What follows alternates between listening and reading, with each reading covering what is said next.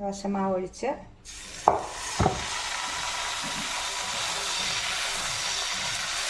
Hi friends, മിനീസ് കിച്ചണിലേക്ക് എല്ലാവർക്കും സ്വാഗതം. എല്ലാവരും സുഖമായിരിക്കുമെന്ന് വിശ്വസിക്കുന്നു. ഇന്നൊരു ദോശയുടെ റെസിപ്പിയാണ്. ദോശ ഉഴുന്നൊക്കെ ചേർത്താണല്ലോ നമ്മൾ ദോശ ഉണ്ടാക്കുക. എന്നാൽ തലേ ദിവസത്തെ ചോറ് മിച്ചം വന്നാൽ അതുകൊണ്ട് നമുക്ക് പെട്ടെന്ന് ദോശ ഉണ്ടാക്കാവുന്ന വിധമാണ്. അപ്പം വീഡിയോയിലേക്ക് പോകുന്നതിന് മുമ്പ് ഞങ്ങളുടെ വീഡിയോ കണ്ട് ഇഷ്ടപ്പെടുവാണെങ്കിൽ ലൈക്ക് ചെയ്ത്, ഷെയർ ചെയ്ത്, കമൻറ്റ് ചെയ്ത്, സബ്സ്ക്രൈബ് ചെയ്യണേ. അപ്പോൾ നമുക്ക് വീഡിയോയിലേക്ക് പോകാം. ബാക്കി വന്ന ചോറ് കൊണ്ട് നമുക്ക് നല്ലൊരു ദോശ ഉണ്ടാക്കാം. ഉഴുന്നില്ലാതെ ദോശ എങ്ങനെ ഉണ്ടാക്കാമെന്നാണ് കാണിക്കുന്നത്. അതിനായിട്ടൊരു പാത്രം എടുത്ത് വെച്ചിട്ടുണ്ട്. 2 കപ്പ് അരി വെള്ളത്തിലിടാം. പച്ചരിയാണ്, ഇതുകൊണ്ട് ഈ പച്ചരിക്ക് പകരം അരിപ്പൊടി കൊണ്ട് വേണമെങ്കിൽ നിങ്ങൾക്ക് ഉണ്ടാക്കാം.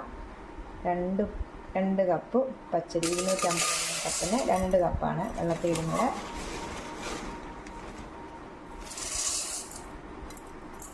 ബാക്കി ഒത്തിരി ചോറൊക്കെ വരുമ്പോൾ ദോശ ഇങ്ങനെ ഒന്ന് ഉണ്ടാക്കി കൊടുക്കാം. നല്ല മയത്തി ദോശ കിട്ടും. 1/2 ടീസ്പൂൺ ഉലുവായും കൂടി ഇട്ട് നമുക്കൊരു 5-6 മണിക്കൂർ കുതിർക്കാൻ വെക്കണം. വെള്ളം ഒഴിച്ച് കുതിർക്കാൻ വെക്കണം.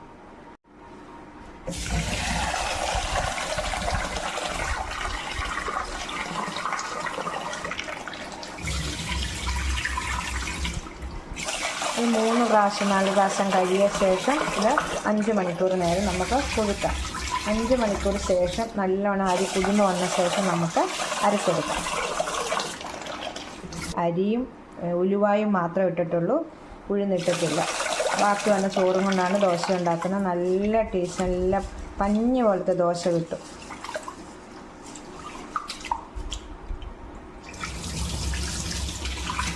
നമ്മളെ ഇതിന് നെഹൊക്കെ വെള്ളം ഒഴിച്ച് നമുക്ക് മൂടി വെക്കാം. 5 മണിക്കൂറിന് ശേഷം നമുക്ക് അരച്ചെടുക്കാം. 5 മണിക്കൂർ കഴിഞ്ഞിട്ടുണ്ട്. ഇത് കണ്ടോ, 5 മണിക്കൂർ കഴിഞ്ഞിട്ട് ഇത് നമുക്കൊന്ന് അരച്ചെടുക്കാം. ഈ വെള്ളത്തിൽ ഇട്ട ഈ വെള്ളം കൊണ്ട് തന്നെ നമുക്കൊന്ന് അരയ്ക്കണം. ഈ വെള്ളത്തിലാണ് നമുക്ക് അരയ്ക്കേണ്ടത്. മിക്സിയുടെ ജാറിലേക്ക് ഇടാം.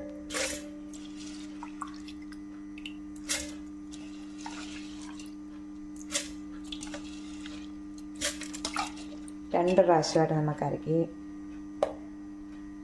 വെച്ചേക്കുന്ന വെള്ളം തന്നെ ഒഴിക്കും. നേരത്തെ വെള്ളം ഒഴിച്ച് നമുക്ക് അരച്ചെടുക്കാം. ആദ്യത്തെ പ്രാവശ്യത്തെ അരച്ചെടുത്തിട്ടുണ്ട്.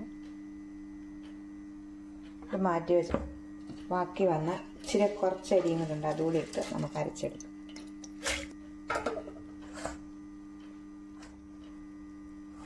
ഇതിലേക്ക് 2 കപ്പ് അരിക്ക് 2 കപ്പ് ചോറാണ്. തലേദിവസത്തെ മിച്ചം വന്ന ചോറാണ് ഇത്. ഏത് ചോറ്, വെള്ളയാണേലും ചുവപ്പാണേലും കുഴപ്പമില്ല, ഇടാം. ഇതിട്ട് നമുക്ക് അരച്ചെടുക്കാം. ചോറും ബാക്കി വന്ന അരിയും കൂടെ അരച്ചിട്ടുണ്ട്, ഇതിലേക്ക് ഒഴിക്കും. നമുക്ക് നമ്മുടെ കൈ കൊണ്ട് വേണം ഇത് കുഴച്ച് വെക്കാൻ. കൈയുടെ ചൂടും കൊണ്ട് വേണം ഇത് നല്ലവണ്ണം പൊങ്ങി വരാൻ. കൈ കൊണ്ട് നല്ലവണ്ണം കുഴച്ചെടുക്കുക. കുഴച്ചിട്ട് മാറ്റി വെക്കുക. 2-3 മണിക്കൂർ കഴിയുമ്പോൾ നമുക്കിത് ചുട്ടെടുക്കാം. അല്ലെങ്കിൽ തലേദിവസം അരച്ച് വെച്ച് പിറ്റേ ദിവസം ഉണ്ടാക്കാം. അങ്ങനെ വേണമെങ്കിലും ചെയ്യാം. ചോറും അരിയും ഉലുവായും മാത്രം ഇതിനകത്ത് ചേർത്തിട്ടുള്ളൂ. കുഴച്ച് വെച്ചിട്ട് നല്ലവണ്ണം കൈ കൊണ്ട് ഇങ്ങനെ ഞെരടി നല്ല വൃത്തിയായി കഴുകി ചെയ്യും. കഴുകൊണ്ടാണ് ദോശയ്ക്ക് ഇഡലിക്കൊക്കെ നമ്മൾ കുഴച്ച് വെക്കേണ്ടത്. കൈയുടെ ചൂടും കൊണ്ടാണ്. നമ്മൾ ഉഴുന്ന് ചേർത്താലും ഇതുപോലെയാണ്. എല്ലാം കൈ കൊണ്ടെല്ലാം കുഴച്ചിട്ടുണ്ട്. നമുക്ക് മൂടി വെച്ചിട്ട് 3-4 മണിക്കൂർ കഴിയുമ്പോൾ ചുട്ടെടുക്കാം. മാവ് നല്ലോണം പൊങ്ങി വന്നിട്ടുണ്ട്. നമുക്ക് ഇനി ഉപ്പിട്ട്, ഇത് കണ്ടാലേ നിങ്ങൾക്കറിയാമല്ലോ, കണ്ടോ, നല്ലോണം പൊങ്ങി വന്നിട്ടുണ്ടെങ്കിൽ നമുക്ക് ഉപ്പിട്ടിട്ട് ദോശ ചുട്ടെടുക്കാം.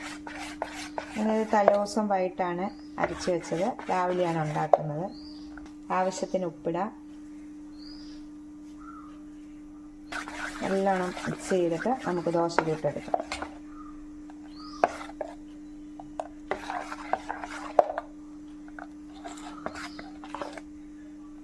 നമ്മൾ ദോശ ചുടാൻ പോവാണ്. പാൻ അടുപ്പ് വെച്ചിട്ടുണ്ട്.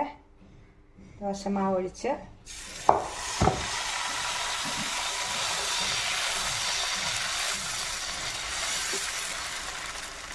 കുഞ്ഞു കുഞ്ഞു തളകൾ വരുന്നുണ്ട്. നമ്മൾ സാധാരണ ഉഴുന്ന് ചേർക്കുന്ന പോലത്തെ ദോശയുടെ, കണ്ടോ, നല്ല സോഫ്റ്റ് ആയിട്ടുള്ള ദോശയാണ്. ചോറും കൊണ്ടൊന്ന് ദോശ ഉണ്ടാക്കി നോക്കണം എല്ലാവരും ഒന്ന്. ഇതായിട്ടുണ്ട്. നമുക്കൊന്ന് മറിച്ചിടാം. കണ്ടോ, ഒട്ടിപ്പിടിക്കത്തൊന്നുമില്ല. നല്ല മയത്തി നല്ല സോഫ്റ്റ് ആയിട്ടുള്ള ദോശയാണ്. നമുക്കിനി എല്ലാം ഇങ്ങനെ ഒന്ന് ചുട്ടെടുക്കാം. ദോശ എല്ലാം ചുട്ട് കണ്ടോ, നല്ല പഞ്ഞ് പോലത്തെ കണ്ടോ, ഇങ്ങനെ ചുരുട്ടിയാ ചുരുണ്ട് പോലെ കണ്ടോ. നമ്മൾ ചോറും കൊണ്ടാണ് ഇതുണ്ടാക്കിയിരിക്കുന്നത്, ഉഴുന്നൊന്നുമല്ല. കണ്ടോ, നല്ല മയമുള്ള ദോശ. എല്ലാവരും ഒന്ന് ട്രൈ ചെയ്ത് നോക്കണം. ദോശയും സാമ്പാറും ചമ്മന്തിയും തക്കാളി ചട്നിയും എല്ലാം നല്ലതാണ് ഇതിന്. അപ്പം നമുക്ക് അടുത്തൊരു വീഡിയോയിൽ കാണാം. ടാറ്റാ.